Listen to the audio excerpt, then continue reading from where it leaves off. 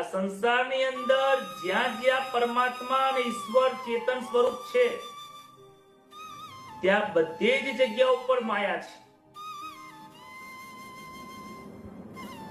અને એ માયાના થકી એ ઈશ્વર દેખાતો નથી। એવી કોઈ જગ્યા નથી કે જ્યાં પરમાત્મા નથી, એવી કોઈ જગ્યા નથી જ્યાં માયા નથી। પરંતુ એ અંધકારના કારણે, અજ્ઞાનતાના કારણે, એ માયાના કારણે આ સંસારની અંદર ચૈતન્ય પરમાત્મા હોવા છતાં પણ એનો આપણને અનુભવ થતો નથી। સમજાય છે,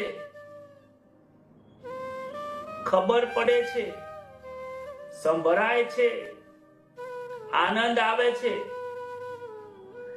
પરંતુ અનુભવાતું નથી।